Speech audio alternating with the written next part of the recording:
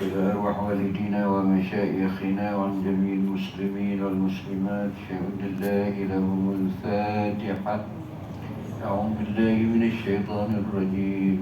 بسم الله الرحمن الرحيم. الحمد لله رب العالمين الرحمن الرحيم مالك يوم الدين إياك نعبد وإياك نستعين اهدنا الصراط المستقيم صراط الذين أنعمت عليهم غير المغضوب عليهم ولا الضالين آمين. بسم الله الرحمن الرحيم. الحمد لله رب العالمين وبه نستعين على أمور الدنيا والدين. نحمده ونستعينه ونستهديه ونستغفره ونعوذ بالله من شرور أنفسنا ومن سيئات أعمالنا. من يهده الله فلا مضل له ومن يضلل فلا هادي له. أشهد أن لا إله إلا الله وحده لا شريك له وأشهد أن محمدا عبده ورسوله. اللهم صل على سيدنا محمد وعلى آل سيدنا محمد.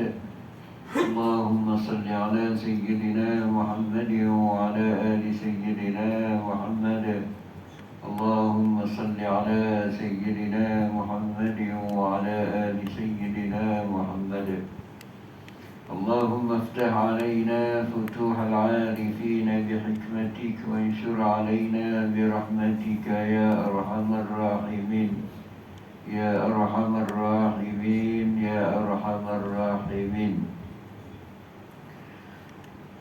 رضينا بالله ربا وبالإسلام دينا وبمحمد نبيا ورسولا.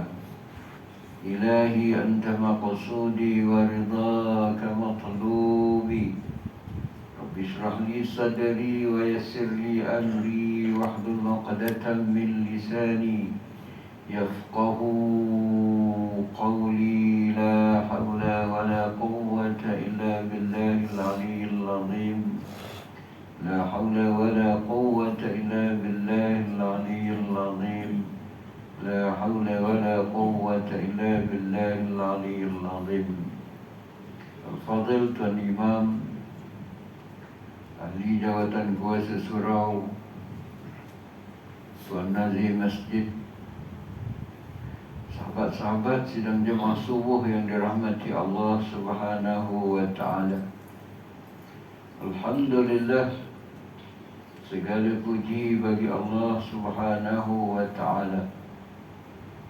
Syukur dan terima kasih kita kepada Allah memberi peluang dan kesempatan kepada kita bertemu dengan Ramadan. Dan hari ini hari yang keempat daripada Ramadan. Mudah-mudahan Allah Ta'ala terus memberikan kepada kita peluang beribadah dengan sebaik-baiknya di dalam bulan Ramadan ini. Jadilah kita hamba kepada Allah, bukan hamba kepada Ramadan. Alhamdulillah, malam pagi ini kesempatan yang ada tuan-tuan dan puan-puan yang dikasihi sekalian, kita dihimpunkan bersama-sama dalam satu jamaah subuh. Mudah-mudahan kita diberi juga peluang untuk terus istiqamah berjamaah dalam salat subuh. Bukan hanya dalam Ramadan, bukan hanya ketika kita cuti tidak bekerja, tetapi sebenarnya kerja kita bekerja dengan Allah Subhanahu wa ta'ala tidak ada cutinya. Cutinya hamba, cutinya bekerja kita kepada Allah apabila Allah jemput kita, barulah kita cuti. Barulah kita bersara daripada perkhidmatan kita kepada Allah. Selagi mana kita hidup, selagi itulah kita menjadi hamba kepada Allah, melaksanakan apa yang diperintahkan, menunaikan apa yang difardukan. Itulah bukti sebenar cinta kita, harapan kita, tujuan kita, matlamat kita, redha Allah dan juga Allah meredai kita. Pagi ini tuan-tuan, perkongsian kita seperti biasa, kita membaca hadis-hadis Nabi sallallahu alaihi wasallam. Nabi sallallahu alaihi wasallam satu junjungan manusia yang hebat,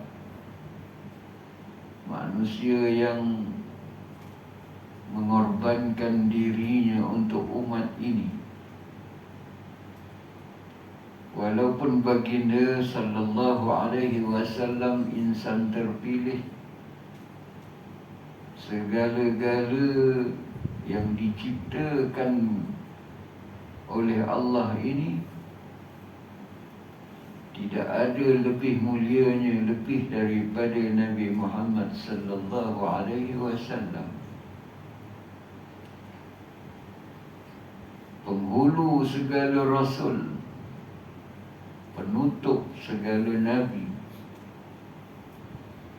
Tetapi baginda Nabi sallallahu alaihi wasallam bila Ramadan datang, kita dengar sirahnya, baginda begitu hebat dalam ibadah. Ibadah fardiyah sendiri hebat. Ibadah sedekahnya juga hebat. Pemurahnya Nabi dalam Ramadan lebih laju daripada angin laju. Apa yang ada bagi, apa yang ada bagi.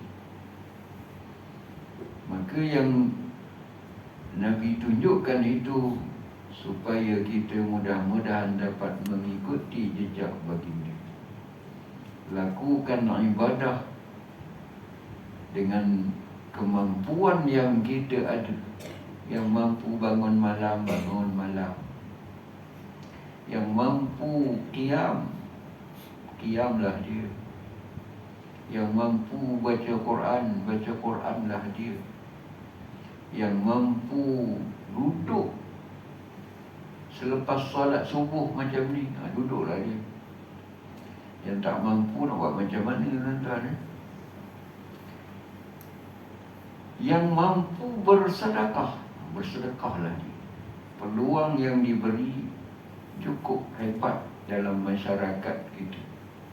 Surau memberi peluang untuk kita bersedekah. Masjid membuka peluang untuk kita bersedekah. Jiran kita juga Allah Ta'ala rezekikan. Kan kita ada jiran yang bukannya semua senang.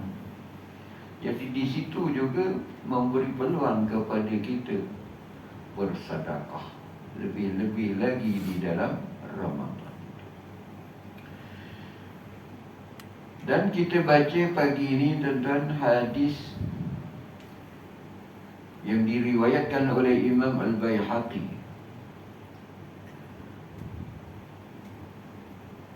Qala an-nabiy sallallahu alaihi wasallam,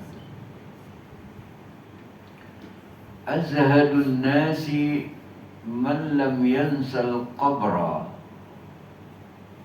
wal bila wa taraka afdal zinatil hayatid dunya wa athara ma yabqa ala ma yafna wa lam ya'ud ghadan min ayyamihi wa adda nafsahu fil mauta.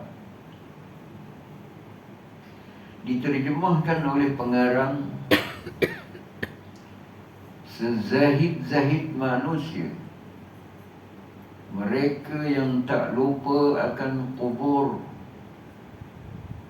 dan hancur redam dalam kubur, dan meninggal ia seelok-elok perhiasan dunia, dan mendahului ia akan barang yang kekal, yakni akhirat, atas barang yang fana. Dan tiada ia bilangkan besok atau lusa itu daripada hari yang ianya akan hidup, dan jumlahnya akan dirinya itu ke dalam puak orang yang mati. Pagi ini kita melihat kepada satu pesanan Nabi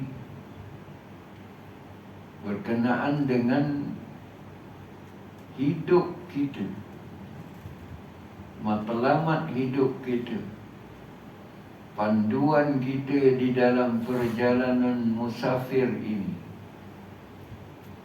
Kita sedang berjalan menuju kepada satu tempat tujuan. Dunia ini perjalanan. Ada yang membuat contoh permisalan dia, tuan-tuan. Dunia ini tempat kita berhenti di satu tempat yang namanya tempat rehat. Kita dalam perjalanan, dan dalam perjalanan itu ada tempat rehat, R&R. Maka apa yang sepatutnya kita buat di tempat rehat itu? Sebab tempat rehat bukan tempat tujuan. Perjalanan kita ada tujuan. Dalam perjalanan sekadar berhenti untuk rehat, mengambil keperluan, menyelesaikan hajat. Kita berhenti, antaranya nak makan. Kita berhenti rasa dahaga. Kita berhenti sebab nak buang air. Kita berhenti sebab nak tolong orang lain yang memerlukan pertolongan. Maka disitulah tempat untuk kita berbakti dan juga mengambil sekadar keperluan. Tujuan kita jauh lagi, belum sampai kepada tempat tujuan. Maka kita melihat kepada panduan-panduan ini. Disebutkan az-zahadun nas, sezahid-zahid manusia. Dalam dunia ini kita diajar dengan sifat mahmudah, sifat yang terpuji. Kita dilarang dengan sifat-sifat yang mazmumah, sifat yang tercela. Kerana orang yang bersifat dengan sifat terpuji akan menjadikan dirinya juga akan mendapat pujian. Orang yang bersifat dengan sifat yang buruk tadi, sifat tercela, maka sebenarnya cela itu akan menjadikan dirinya sendiri yang tercela. Jadi pastinya kita memilih untuk diri yang terpuji. Bagaimana mereka yang hidupnya dalam keadaan sifat akhlak yang terbaik, maka dia akan dikenang sebagai orang yang baik. Mereka akan disebut-sebut, dipuji-puji dengan kebaikan. Jadi Nabi ajar kepada kita supaya kita bersifat dengan sifat kepujian tadi akan dipuji, disukai oleh Allah Subhanahu wa ta'ala. Manusia pun akan memuji-muji mereka yang terpuji. Jadi Nabi ajar pada kita supaya kita dapat nampak jalan, tahu apa yang akan kita lakukan. Jadi dimulakan dengan azhad. Belajar sikitlah, ulang kaji. Nak kata belajar bahasa Arab tu, kita ni kadang-kadang memang pernah belajar Arab dulu, tuan-tuan.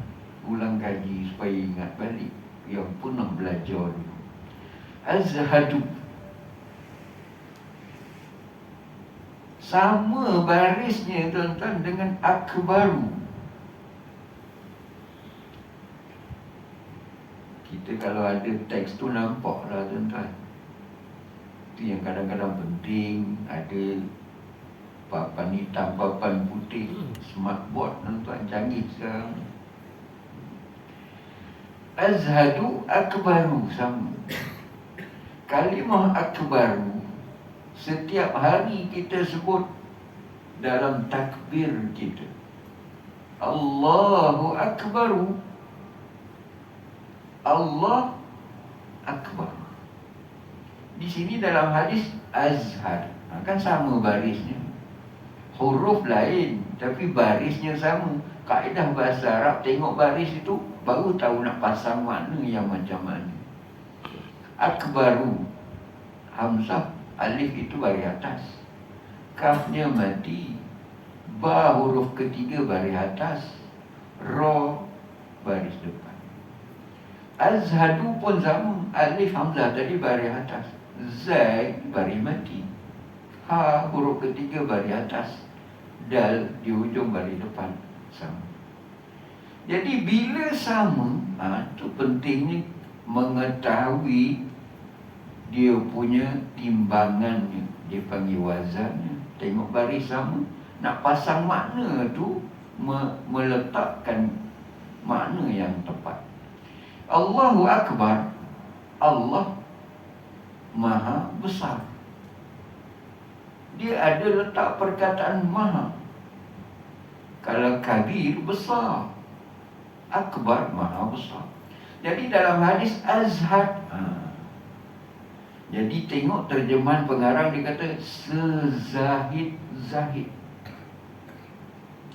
sezuhud-zuhud. Zuhud sifat, zahid orang yang bersifat dengan zuhud. Jadi baguslah orang yang bernama Zahid, tuan-tuan, sebab dia bersifat dengan zuhud. Tapi kita tengok makna zuhud apa. Jadi nanti akan baca, adakah benar, tepat dengan maksud perkataan zuhud itu. Sezahid-zahid manusia, azhadun nas, artinya yang paling zahid, paling zuhud. Dia tak terjemah maha lah, tetapi menunjukkan yang paling hebat. Kalau kata Allah maha besar, tidak ada yang lebih besar daripada itu. Dialah yang terpaling besar. Jadi bahasa kita sebut maha. Ya maha, tu maha juga tu, tuan-tuan. Sebab ramai yang cari yang maha ni. Jadi orang yang paling zuhud tadi siapa? Man lam yansal qabra. Mereka yang tak lupa akan kubur. Rupanya yang kita tahu zuhud ni apa? Ni yang Nabi bagi tahu. Orang yang paling zuhud ini sebenarnya orang yang tak lupa kepada kubur. Kita ni tak lupa juga sebab kerja gali kubur. Memang tak lupa. Ada orang mati, ada lah ingat kubur lah. Bila raya ingat kubur juga. Sebelum puasa gotong royong kubur juga. Mudah-mudahan kita dah masuklah situ sikit, tuan-tuan, ingat kepada kubur. Kenapa perlu ingat kepada kubur? Nanti dia akan sambung lagi. Itu yang pertama, baru ingat kepada kubur, menunjukkan zuhud dah tu. Wal bila, dan hancur redam dalam kubur. Ingat kepada kubur, dan satu lagi dia tambah ingat kepada isi yang dalam kubur. Tuan-tuan, kita biasa hantar jenazah, masukkan mayat dalam kubur. Kita masukkan dalam keadaan sempurna. Pakaiannya putih, kain kafan. Bentuk jasad tubuhnya masih sempurna, lengkap. Tetapi disebutkan bagaimana isi di dalam kubur itu tidaklah dia disimpan sebagaimana simpan dalam peti ais. Kita tengok peti mayat, tuan-tuan, mayat macam itulah sebab dalam peti. Tetapi dalam kubur ada masa, tempoh tertentu. Ada ulat yang menunggu. Ada binatang-binatang berbisa di dalam tanah. Sebab tanah ni menjadi tempat ulat di dalam itu. Makhluk-makhluk di dalam tanah banyak. Semut dalam tanah,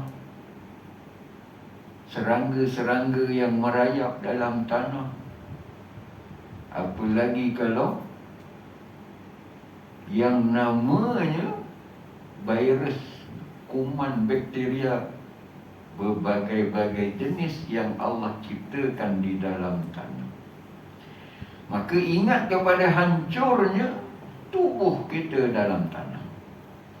Daging hancur, tulang hancur, reput semuanya. Jadi orang yang zuhud tadi, dia akan ingat dekat situ, tuan-tuan. Bila ingat dekat situ, mana hebatnya kita, tuan-tuan. Sekarang kita rasa kulit kita cantik, masuk dalam kubur, ulat pun suka. Ni kulit cantik ni yang aku suka ni. Mata kita, ada yang suka masuk dalam kubur. Mata ni yang aku tunggu-tunggu ni. Bila ingatnya itu, mata kita jaga sikit, tuan-tuan. Jangan melihat sesuatu yang dilarang. Sebab apa? Sebab ingat pada kubur. Tangan kita, kaki kita, daging kita, apa sahaja, semuanya hancur, disebutkan di dalam kubur. Belum cerita azab, tuan-tuan. Ini cerita logik manusia biasa, masuk dalam kubur, hancur. Akal pun boleh terima, boleh berfikir. Yang sebut azab tadi itu di luar fikiran kita dah, tuan-tuan. Bagaimana kubur itu disempitkan. Itu pun kita boleh terima lagi sebab kita tengok tanah. Kalau kita gali, tuan-tuan, biarkan gali je, akhirnya tanah itu tertutup lubang dia. Jadi begitulah yang dalam kubur. Bila dah tertutup, artinya rapatnya dia kepada jasad di bawah, menunjukkan semakin terhimpit. Dan bagaimana pula kita mendengar nikmat di dalam kubur. Luasnya lubang kubur itu dirasakan saujana mata memandang. Oh, terhebat lagi. Itu payah kita nak bayangkan, tuan-tuan. Liang lahat yang kita gali beberapa kaki. Tetapi bagaimana kubur tadi kita minta supaya dia menjadi satu taman daripada taman-taman syurga. Kubur juga. Jadi orang yang zuhud tadi pertama ingat kepada kubur. Jadi bila ingat ke kubur, Ramadan ni tak ada lain lah tuan-tuan. Yang tadi ibadah kita, sedekah kita, semuanya untuk menunjukkan bukti kita ingat kepada kubur. Ada harta tak boleh bawa ke kubur. Orang yang banyak hartanya, kita kata bawa banyak baju lah tuan-tuan, baju mahal-mahal. Bila dia meninggal, tak pakai baju mahal lah. Baju yang harganya ratusan, ribuan harga, tak dibawa, tak dipakaikan untuk ke kubur. Pakai kain putih itulah tuan-tuan. Itu baru contoh baju, apa lagi harta kita yang banyak lagi.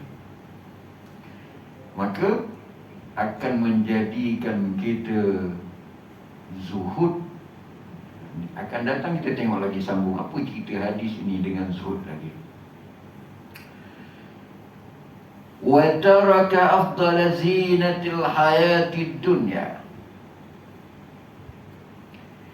Orang yang zuhud tadi pula, dan meninggal ia seelok-elok perhiasan dunia.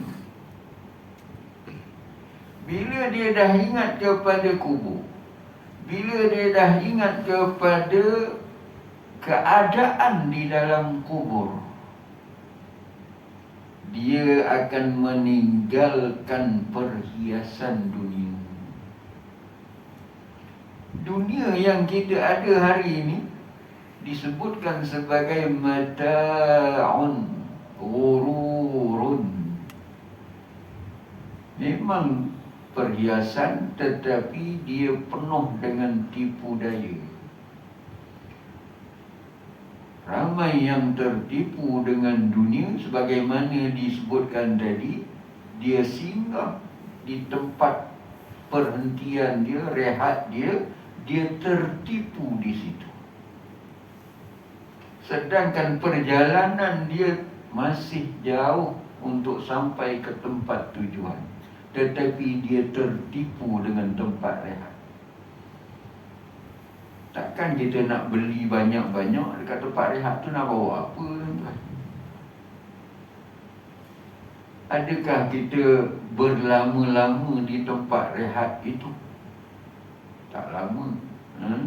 Maka orang yang zuhud tadi meninggalkan perhiasan. Bukan tak ambil langsung tuan-tuan ya. Rumah kita nak gaya kena lawa. Kita pun cat baru. Berhiaslah tu nama dia. Salah ke? Tak salah. Tapi kita zuhud tadi pakai rumah buruk aja ke? Cat dah 20 tahun rumah tak tukar-tukar kali. Lansir kita, lansir baru siap lah kita tuan-tuan. Orang lelaki tolong bayar, orang perempuan tolong pilih. Maka perhiasan-perhiasan yang berlebihan tadi, kita ambil sikit-sikit keperluan. Kan boleh tadi baju raya, cari baju raya ada baru-baru pakai. Itu kita menggunakan nikmat yang Allah kurniakan. Habis zuhud tadi, yang berlebih-lebihan itu tinggalkan. Lebih baik sedekahkan. Kan kita banyak lebih, maka sedekahkan banyak. Bukan kita terus meninggalkan sehingga kita pula tidak mencukupi keperluan. Aku tak nak kerja. Pasal apa tak nak kerja? Dunia semua pekerjaan. Ini masalah juga kawan kita kalau dia alasan malas bekerja. Sebenarnya Islam menuntut umatnya rajin bekerja. Bila bekerja dalam keadaan sempurna, maka hasilnya dapat yang terbaik. Kita kata nak zuhud tadi, tak nak ambil semua-semua tu.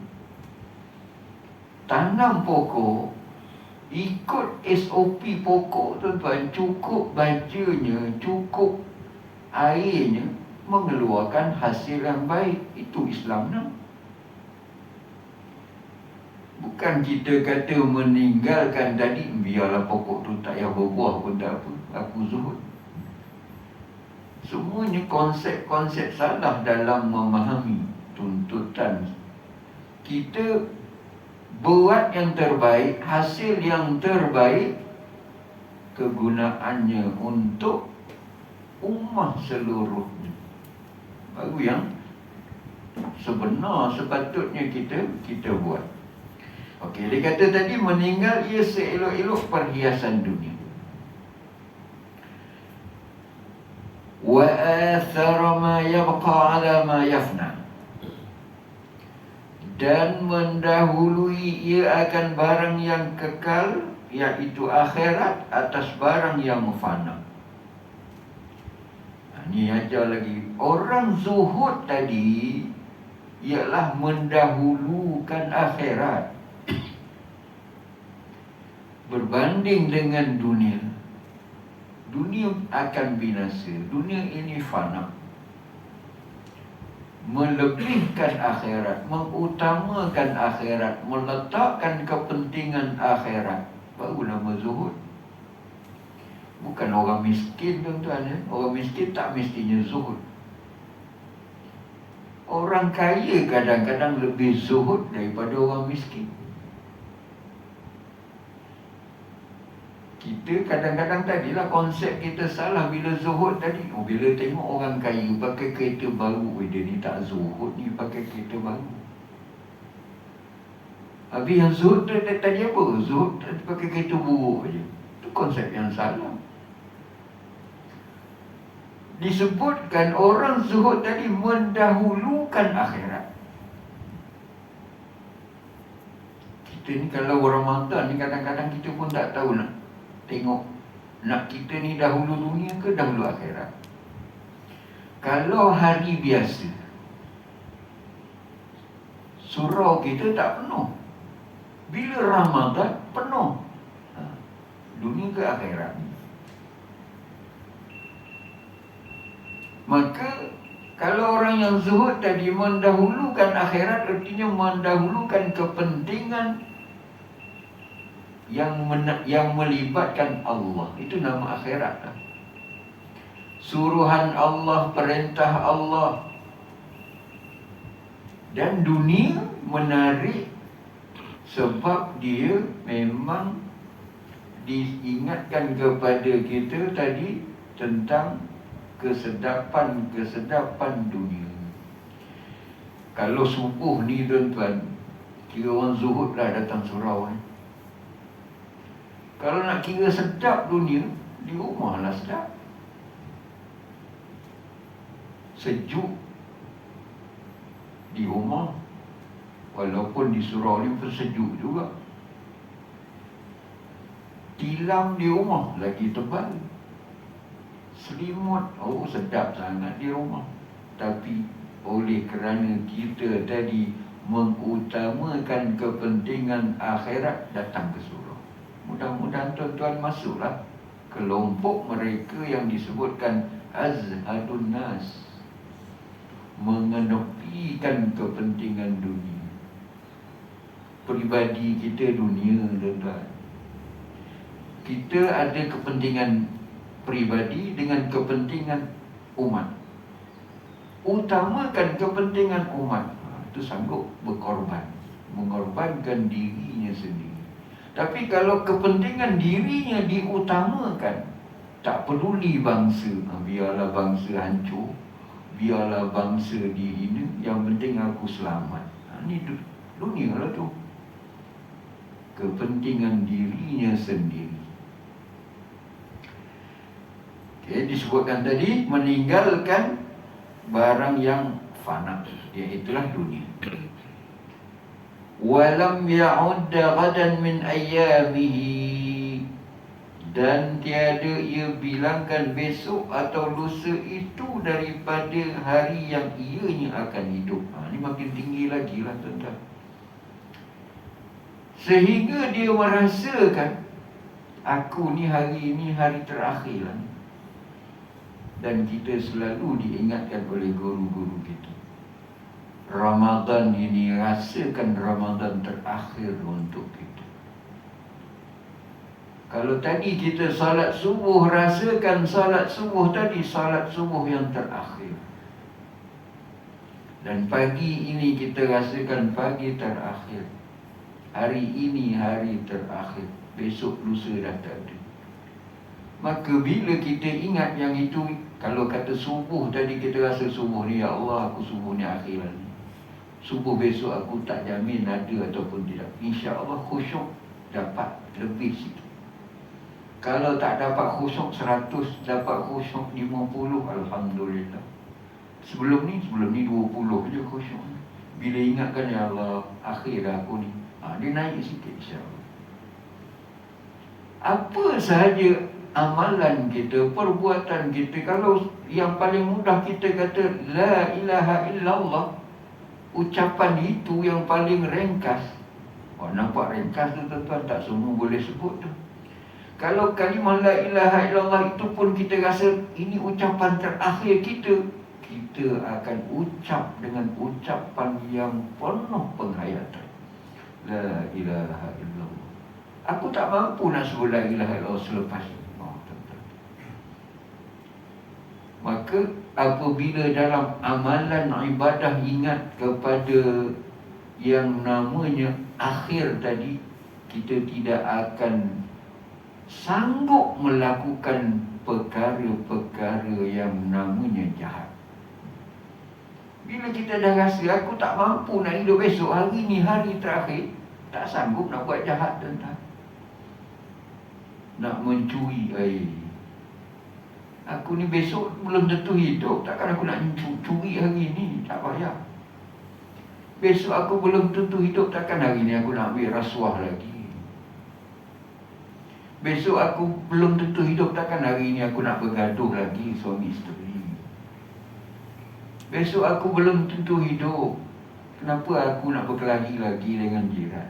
Dia akan sendirinya menambah kebaikan, mengurangkan kejahatan. Tapi bila tak ingat yang itu yang berlaku jahatnya bertambah. Baiknya semakin jauh. Maka diingatkan kepada kita untuk mencari redha Allah tadi melalui jalan yang namanya zuhud. Zuhudlah. Maka memudahkan kita dapat apa yang disebutkan radhiyallahu anhu wa radu anhu. Dan akhirlah tuan-tuan, walam ya'ud ghadan min ayyamihi wa'adda nafsahu fil mauta. Dan jumlahnya akan dirinya itu ke dalam puak orang yang mati. Akhir sekali dia rasakan, setelah diingatkan tadi aku ni besok lusa belum tentu hidup, dia terus merasakan aku hari ini adalah jenazah dah. Aku hari ini dah jadi mayat dah. Aku hari ini adalah hari terakhir. Maka disebutkan tadi, disebutkan sebagai jumlahnya akan dirinya. Dia masukkan dirinya dalam kelompok orang yang dah pun mati, tak mampu melakukan apa sahaja. Bila dia ingat kepada kematian yang sebenar, dia dah rasa dirinya mati ini tuan-tuan. Bayangkan dia terkujur. Kan orang mati ni dia tak bangun tuan-tuan. Ke orang bangun duduk atas kursi, orang mati duduk atas kursi, orang mati. Orang mati semuanya terbujur, terbaring. Ingat kepada kematian tadi, dia rasakan, dia letakkan dirinya dah mati, artinya dah terbaring. Bila dah mati, yang pertama nak mandi, tak boleh mandi sendiri lah.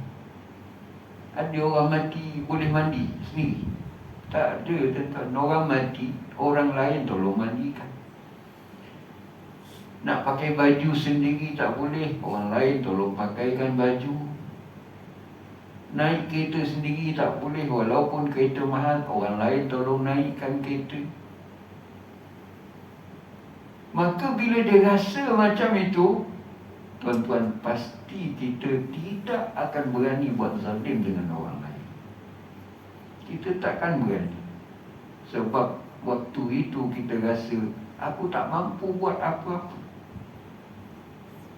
Maka Nabi ingatkan kepada kita tentang satu hadis pagi ini berkenaan dengan manusia yang paling zuhud sebenarnya, mengingatkan kubur tadi, mengingatkan kepada dirinya hancur di dalam kubur, dan akhirnya mengingatkan tentang dirinya sendiri apabila telah pun bergelar mayat ataupun jenazah tadi. Bila ingat kepada itu, insya-Allah tuan-tuan, kita dalam ibadah tadi, ibadah kita lebih baik daripada sebelum ingat mati. Dan begitu juga kita tadi sebut, kejahatan-kejahatan kita akan semakin berkurang apabila kita ingat kepada kematian. Itulah tuan-tuan kesempatan yang ada pada pagi ini. Mudah-mudahan tuan-tuan terus beri kekuatan dan kesihatan yang baik, terutama dalam kita melaksanakan ibadah puasa ini. Kalau tadi kita diingatkan tuan-tuan, solat subuh tadi, imam bacakan ayat. Yang pertama perintah tentang siam, puasa. Baguslah tu diulang-ulang, diingat-ingat. Bahkan kalau boleh dihayati kata-kata ayat-ayat suci Al-Quranul Karim. Perintah puasa. Selepas ayat perintah puasa disebutkan Syahrul Ramadan, bulan Ramadan, bulan Quran. Puasa, sambung ayat kedua Quran. Banyakkan baca Quran. Kita kadang-kadang dengar bagaimana mereka yang Allah muliakan, tuan-tuan, dengan Quran. Kalau yang peristiwa bas Upsi, tuan-tuan ingat balik, ingat tu sejarah, tuan-tuan. Siapa nama adik kita? Arwah Nurli. Dimuliakan dengan Al-Quran. Quran yang ditulis tangan, dipegang apa semua. Tengok sehingga kematiannya Allah Ta'ala tunjukkan untuk kita renung-renungkan ibrah pengajaran Quran. Ada satu tu tuan-tuan, dia ni bukan, kalau adik arwah tadi tu dia hafizah, memang dia ditarbiyah dengan Quran. Ni ada satu cerita tuan-tuan, bagaimana orang ni, satu orang yang dia lalu kepada satu kubur pada waktu malam. Dia lalu dekat kubur, dia tengok ada satu kubur bercahaya. Malam memang nampaklah cahaya dia. Dia pergi dekat kubur tu tuan-tuan, dia pacak kayu. Dia kata, siang besok aku nak cari siapa punya tuan kubur ni. Malam dia pacak lah, sebab dia pun tak tahu siapa-siapa. Dia lalu kubur tu, bercahaya kubur ni, dia pacakkan. Bila siang, dia tanya orang kampung tu, ni kubur yang aku pacak malam tadi ni kubur siapa? Kubur orang alim ke? Kubur orang besar ke? Kubur orang yang kiai ke apa ke? Hebat. Orang kampung kata, kau ni silap ni. Kami kenal orang ni. Dia bukan orang alim, dia bukan imam, dia bukan ustaz, dia bukan siapa-siapa. Dia kata kalau macam tu kita tanya waris dia lah. Pergi kepada warisnya, tanya isteri dia. Kita ni tuan-tuan, kita rasa nampak hebat. Dalam kalangan kita ni, sebenarnya yang tahu hebat tak hebat isteri kita lah. Sebab isteri di rumah, dia tahu kita, dia tu kat surau aja, kat rumah aku tahulah. Jadi yang dia ni, bagaimana nak tahu siapa ahli kubur tadi, tanya isteri dia. Bila jumpa isteri dia kata, tak ada apa-apa istimewanya, dia tu pun surau kadang-kadang je. Mula-mula maghrib tambah isyak, itu je. Biasa-biasa je. Dia ni lelaki yang tengok cahaya kubur tadi, rasa tak percaya. Mesti ada amalan-amalan yang menjadikan dia ini mulia, hebat ni, kubur bercahaya ni. Isteri dia rasa-rasa gini lah. Dia akhir-akhir baru ni dia kata, sebelum mati dia, balik daripada surau, aku ajak makan, dia masuk bilik dulu. Kita lepas isyak balik rumah, isteri ajak makan. Jadi dia pun gitulah cerita. Isteri dia cerita, ajak makan lepas isyak, dia masuk bilik dulu. Masuk bilik adalah dalam 5-6 minit agak ni, baru dia keluar dapur, baru dia makan. Sebelum ni balik lepas isyak tu makan, lepas isyak tu makan. Dia kata saat-saat aku itu begitu. Mungkin itulah kot. Apa dia buat? Dia kata, saya tengok, saya hintai kadang-kadang tu. Apa dia buat? Rupanya dia ambil Quran. Dia ambil Quran, buka. Tapi dia tak pandai baca Quran. Habis apa dia baca? Saya dengar-dengar, hintai kot lubang itu je lah. Dia kata, minta maaf Quran, aku tak pandai baca kau. Minta maaf dia dengan Quran, aku tak pandai baca. Menangis. Jadi dia kata, sampailah akhirnya aku tengok Quran dia tu, aku buka, memang penuh kesan air mata. Dia menangis, menyesal, tak dapat baca Quran. Bila mati, Allah muliakan kubur dia. Jadi kita, biar tak pandai baca Quran terus lah tuan-tuan, asyik duduk menangis je. Jangan gitu tuan-tuan. Kalau rasa tak pandai, cari cikgu, cari ustaz, cari tu guru yang boleh mengajar Quran. Sebab kita ada masa kesempatan yang orang tadi arwah tu cerita, nak tunjuk pada kita, dia dah tak ada kesempatan nak belajar. Kita janganlah nak buat macam dia, nangis. Rupanya tak mati-mati. Akhirnya kita boring lagu menangis tak mati-mati. Sebab kesudahan kita, Allah yang lebih tahu bagaimana sudah. Sekarang kita belum sudah, pastikan kita sentiasa dalam usaha terbaik. Kalau kata tak pandai, cari guru baca.